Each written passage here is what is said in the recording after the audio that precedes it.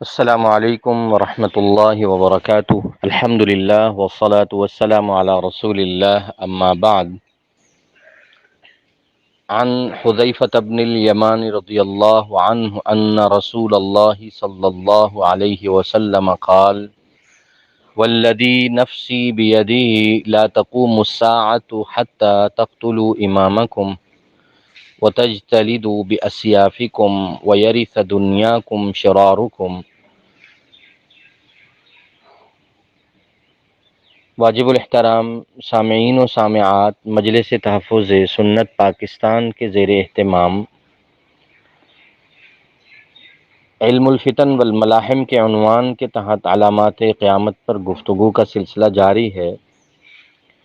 اور آج 18 ذی الحجہ کی مناسبت سے سیدنا عثمان غنی رضی اللہ تعالیٰ عنہ کی شہادت کو خراج عقیدت پیش کرتے ہوئے اس بات کو بیان کیا جا رہا ہے کہ سیدنا حضرت عثمان غنی رضی اللہ تعالیٰ عنہ کی شہادت علامات قیامت میں شامل ہے، اور نبی کریم صلی اللہ علیہ وسلم نے اس کی طرف واضح اشارہ فرمایا۔ حضرت حذیفہ بن الیمان رضی اللہ تعالیٰ عنہ جو علم الفتن والملاحم کے ماہر تھے، اور بہت سی روایات حضرت حذیفہ رضی اللہ تعالی عنہ سے ہی مروی ہیں، جنہیں نبی کریم صلی اللہ علیہ وسلم نے اپنا رازدان بنایا، اور اصحاب رسول صلی اللہ علیہ وسلم کے درمیان وہ صاحب سری رسول اللہ صلی اللہ علیہ وسلم کے لقب سے معروف تھے، یعنی نبی کریم صلی اللہ علیہ وسلم کے رازدان۔ انہی حضرت حذیفہ رضی اللہ تعالیٰ عنہ سے روایت ہے کہ نبی کریم صلی اللہ علیہ وسلم نے ارشاد فرمایا، والذی نفسی بیدہ، قسم ہے اس ذات کی جس کے قبضہ قدرت میں میری جان ہے، لا تقوم الساعہ، قیامت اس وقت تک قائم نہ ہوگی، حتی تقتلوا امامکم، یہاں تک کہ تم اپنے امام اور اپنے امیر کو قتل کر دو گے، اور آپس میں ایک دوسرے سے قتال اور جھگڑا کرو گے، اور تمہارے برے لوگ تمہارے امیر بنیں گے اور تمہارے وارث بنیں گے۔ امام ترمذی رحمہ اللہ نے جامع ترمذی میں اس حدیث کو روایت کیا ہے، اور تمام محدثین کا اس بات پر اتفاق ہے کہ یہ جو نبی کریم صلی اللہ علیہ وسلم نے اس حدیث میں ارشاد فرمایا، لا تقوم الساعة حتی تقتلوا امامکم، کہ قیامت اس وقت تک قائم نہ ہوگی جب تک کہ تم اپنے امام کو قتل نہ کر دو، ان الفاظ میں امام سے مراد اسلام کے تیسرے خلیفہ سیدنا حضرت عثمان غنی ذی النورین رضی اللہ تعالی عنہ مراد ہیں،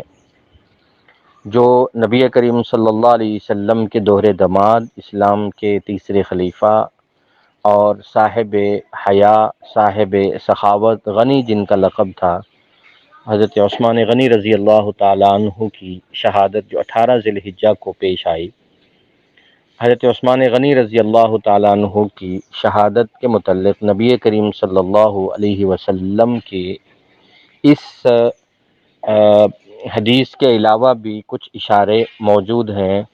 جو حضرت عثمان غنی رضی اللہ تعالی عنہ کی فضیلت کے ساتھ ساتھ ان کی مظلومانہ شہادت کی طرف بھی اشارہ فرماتے۔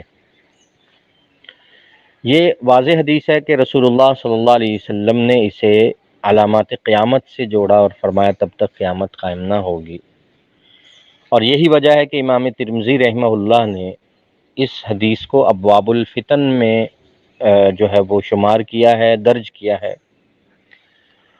اور ایک واقعہ یہ ہے کہ نبی کریم صلی اللہ علیہ وسلم حضرت ابوبکر صدیق رضی اللہ تعالی عنہ، حضرت عمر رضی اللہ عنہ، حضرت عثمان غنی رضی اللہ عنہ، یہ احد پہاڑ پر موجود تھے، اس کے ایک حصے پر، ایک چٹان پر، تو وہ چٹان لرزنے لگی خوشی کی وجہ سے کہ اس چٹان پر اس کائنات کے عظیم ترین لوگ قدم رنجا ہیں۔ تو نبی کریم صلی اللہ علیہ وسلم نے پاؤں کی ایڑی ماری اور چٹان سے کہا کہ رک جا، ان علیک نبی و صدیق و شہیدان، تجھے معلوم ہونا چاہیے کہ تجھ پر ایک نبی، ایک صدیق اور دو شہید کھڑے۔ نبی سے تو مراد رسول اللہ صلی اللہ علیہ وسلم کی ذات اقدس ہے، اور صدیق سے مراد حضرت ابوبکر صدیق رضی اللہ تعالیٰ عنہ ہیں، اور شہیدین یعنی شہیدان سے مراد دو شہید، سیدنا حضرت عمر فاروق رضی اللہ عنہ اور سیدنا حضرت عثمان غنی رضی اللہ تعالیٰ عنہ۔ ان دونوں حضرات کو یقین تھا کہ